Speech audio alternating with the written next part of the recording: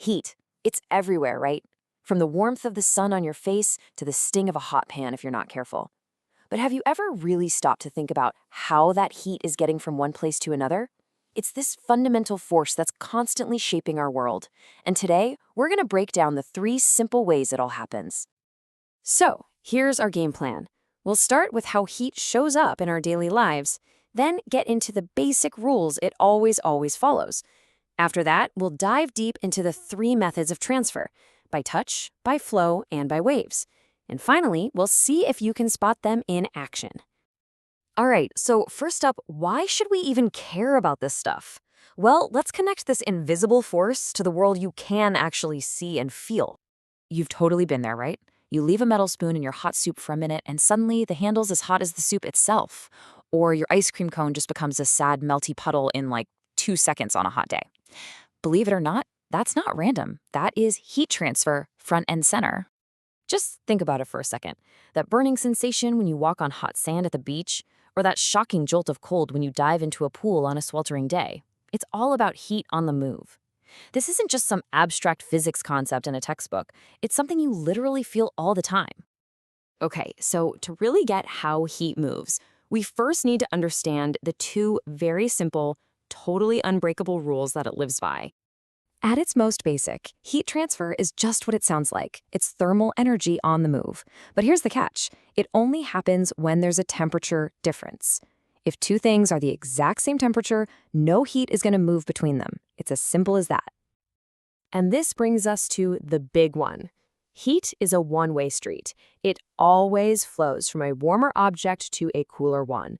No exceptions. Your warm hand melts an ice cube. The ice cube never makes your hand warmer. And this flow keeps going and going until both objects hit the exact same temperature. That balanced state, it's called thermal equilibrium. Once they reach it, the transfer stops. Now that we've got the rules down, let's look at the first way heat gets around: conduction. This is all about heat transfer through direct touch, and trust me, you're already an expert on this. The key phrase here is direct contact. For conduction to work, things have to be physically touching. The super-energized molecules in the hot object literally bump into their neighbors in the cooler object, passing that energy along. It's like a microscopic game of dominoes. This picture is a perfect illustration. The flame heats up one end of the metal rod, and that heat energy travels molecule by molecule all the way up to the cooler end, which in this case is your hand. Ouch, that's conduction in its purest form. But here's the thing, not all materials are created equal when it comes to this. Metals like copper and iron are fantastic conductors. They move heat super fast. That's why that metal spoon got so hot. But then you have materials like wood, paper, or styrofoam. They're really bad at it, so we call them insulators. They slow that heat transfer way down, which is why a wooden spoon won't burn you. Okay, so conduction is heat transfer through solids, but what about things that flow, like liquids and gases? Well, for that, we need our second method, convection. This is where things really get moving. Convection is all about moving heat through a fluid. And just so we're clear, in physics, a fluid is anything that can flow. So yeah, we're talking about both liquids and gases. Instead of just passing energy from one molecule to the next, the heated material itself actually moves from one place to another, carrying the heat with it. A hot air balloon is the absolute best example of this. You heat the air inside the balloon, it expands, becomes less dense than the air around it, and starts to rise. Meanwhile, the cooler, denser air sinks down to take its place, gets heated up, and then it rises too. This circular pattern is called a convection current. And this isn't just for balloons. It's the engine driving everything from a pot of boiling water on your stove to massive ocean currents, and even our weather.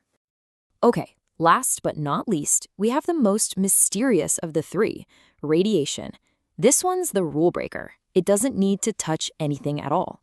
So radiation doesn't need direct contact, and it doesn't need a fluid to flow through. It sends heat energy zipping through space in the form of electromagnetic waves, like infrared light. This is how heat can travel through a total vacuum. And the ultimate example, of course, is the sun. It's about 93 million miles away from us, with pretty much nothing but empty space in between. And yet, we feel its warmth every single day. How?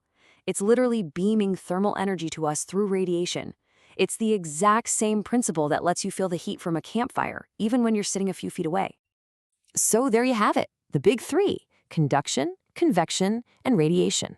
Now that we know what they are, let's see if we can spot them out in the real world. Okay, pop quiz time. I'm going to throw a few everyday scenarios at you. Your job is to figure out which type of heat transfer is the main one happening. You ready?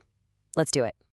All right, first one, walking on hot sand, your feet are touching the sand, so that's conduction. Okay, what about the steam rising from a cup of hot cocoa? That's hot water vapor moving, so it's gotta be convection. Feeling the warmth from a campfire on your hands? No touching, pure radiation.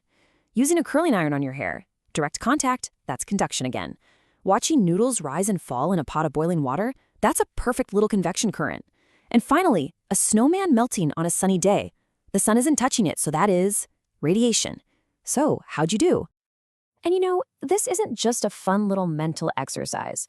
Really understanding the difference between conduction, convection, and radiation is what allows engineers and scientists to do amazing things, from designing better insulation to keep our homes warm, to building more efficient car engines, and even creating technology to keep astronauts safe in space.